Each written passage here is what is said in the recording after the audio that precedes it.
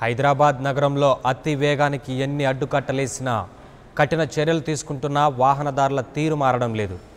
రాత్రి వేళలోనే అనుకుంటే ఇప్పుడు పట్టపగలు కూడా అదుపు లేకుండా పోతోంది. దీనిలో భాగంగానే బంజారాహిల్స్ రోడ్ నంబర్ 3లో అతి వేగానికి ఓ వ్యక్తి ప్రాణాలు కోల్పోయాడు. రోడ్ నంబర్ 3 జంక్షన్ వద్ద ఓ కారు అతివేగంగా వచ్చి డివైడర్ను ఢీకొట్టడంతో కారులో ఉన్న వ్యక్తి అక్కడికక్కడే మృతి చెందగా మరొకరు తీవ్ర గాయాల పాలయ్యారు. క్షతగాతులను చికిత్స నిమిత్తం ఆసుపత్రికి తరలించారు.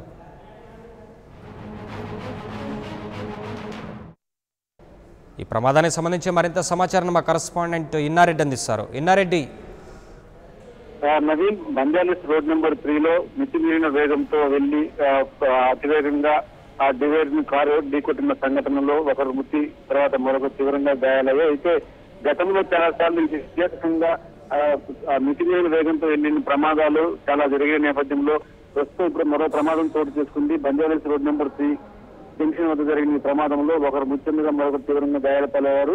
దీనికి సంబంధించి చనిపోయిన అతను తాగి ఉన్నాడా లేదా దాని మీద పూర్తిగా సమాచారం రావాల్సింది. అయితే మరొక పరిస్థితి విషమంగా ఉంటే అతని దగ్గరలో హాస్పిటల్ తీసుకోవడం జరుగుతూ ఉంది. అయితే ఈ కారులో ఉన్న చనిపోయిన వ్యక్తి చాలా దారుణమైన పొజిషన్ లో చనిపోయాడు. వెంటనే ప్రమాదం జరగగానే అక్కడ భారీ ఎత్తున ట్రాఫిక్ జామ్ అయిపోయింది. ట్రాఫిక్ జామ్ అయిన నేపథ్యంలో అన్ని ట్రాఫిక్ పోలీసులు స్పందించి అక్కడ ట్రాఫిక్ క్లియర్ చేసేందుకు కూడా ప్రయత్నాలు చేస్తా ఉన్నారు. అయితే ఈ బంజారాహిల్స్ రోడ్ నెంబర్ 3 జంక్షన్ వద్ద రోడ్డు ప్రమాదంలో చనిపోయిన వ్యక్తి తర్వాత అలాగే గాయపడ్డ వ్యక్తి గురించి ప్రస్తుతం ఆలోచిస్తున్నారు. అయితే మితిమీరిన వేగంతో డివైడర్ ఢీకుంది, అదుపు తప్పి డివైడర్ ఢీకుందని చెప్పేసి కూడా అక్కడ ప్రత్యక్ష సాక్షులు చెప్తా ఉన్నారు. ఏదైనప్పటికీ మరొక ప్రమాదం మితిమీరిన వేగంతో మరొక ప్రమాదం డివైడర్ ఢీకొట్టడం తర్వాత ఒకరు చనిపోవడం జరిగింది. అది కూడా దాదాపు 2.5-3 గంటల ప్రాంతంలో ప్రమాదం జరిగింది. ఈ ప్రమాదం సంబంధించి పూర్తి స్థాయిలో అతను ఆ విధిమైన దగ్గర వెళ్ళడానికి తాగి డ్రైవ్ చేశారో లేకపోతే మరేదైనా కారణం దాని మీద పూర్తి స్థాయిలో ఇన్వెస్టిగేషన్ కొనసాగుతా ఉంది. తర్వాత ఈ మృతులు ఎవరైనా దాని మీద కూడా ఇంకా పూర్తి స్థాయిలో సమాచారం రావాల్సి ఉంది. నవీన్, ఇన్నారెడ్డి, ప్రమాదానికి గల కారణం ఏంటనే దానికి పోలీసులు ఒక ప్రాథమిక నిర్ధారణకు వచ్చారా?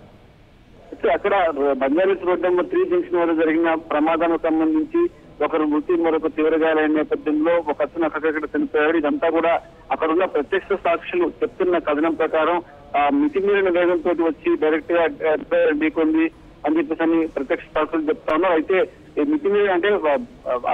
మితిమీరిన వేగంతో వస్తున్న నేపథ్యంలో ఎదురుగా వస్తున్న ఆ బండిని తప్పించే ప్రయత్నం చేసి డివైడర్ ఢీకున్నారని చెప్పేసి కూడా ప్రత్యక్ష సాక్షులు చెప్తున్నారు. మరి దీని మీద పూర్తి స్థాయిలో ఇన్వెస్టిగేషన్ కొనసాగుతా ఉంది. అలాగనే అక్కడ రోడ్డు మీద ఉన్న సీసీ కెమెరాల ఫుటేజ్ పరిశీలిస్తూ ఉన్నారు. ఆ సీసీ కెమెరా ఫుటేజ్ ఆధారంగా అతను మితిమీరి ఏ విధంగా స్పీడ్ లో వస్తున్నాడు, ఎంత స్పీడ్ లో వస్తున్నాడు, తర్వాత దీనికి కారణం అతను ఫాస్ట్ గా రావడం వల్ల లేకపోతే అతను ఏమైనా డ్రంక్ అండ్ డ్రైవ్ పొజిషన్ లో ఉన్నాడో దాని మీద విచారణ కొనసాగుతా ఉంది. ప్రస్తుతం అయితే మాత్రం అక్కడ భారీ ఎత్తున ట్రాఫిక్ జామ్ కావడంతో స్థానిక ట్రాఫిక్ పోలీసులు అక్కడ ట్రాఫిక్ క్లియరెన్స్ పనిలో ఉన్నారు. ఏదైనప్పటికీ దీనికి సంబంధించి పూర్తి సమాచారం సీసీ ఫుటేజ్ ని పరిశీలించిన తర్వాత ఇప్పటికే దాదాపు అది 150 కిలోమీటర్ల వేగంతో వెళ్తున్న కారు డివైడర్ ఢీకొని చెప్పేసి ఆ మీటర్ రీడింగ్ బట్టి కూడా పోలీసులు చెప్తున్నారు. ఏదైనా మరి కాసేపు దీనికి సంబంధించిన పూర్తి సమాచారం వచ్చే అవకాశం కనిపిస్తా ఉంది. నవీన్, ఇన్నారెడ్డి, నగరంలో తరచుగా ఇలాంటి ప్రమాదాలు సంభవిస్తున్నప్పటికీ కూడా అతివేగాన్ని కంట్రోల్ చేయడంలో పోలీసులు విఫలమవుతున్నారనుకోవచ్చా? అసలు అంటే ప్రస్తుతం జరిగిన ప్రమాదాన్ని మనం పరిశీలిస్తే అంటే రోడ్లు ఖాళీగా ఉన్న నేపథ్యంలో వేగంగా వస్తున్న వాహనం ఎదురుగా వచ్చే బండిని తప్పించే ప్రయత్నంలోనే డివైడర్ ఢీకొందని చెప్పిన అక్కడ ప్రత్యక్ష సాక్షులు చెప్తున్న దాన్ని బట్టి మనకు తెలుస్తా ఉంది.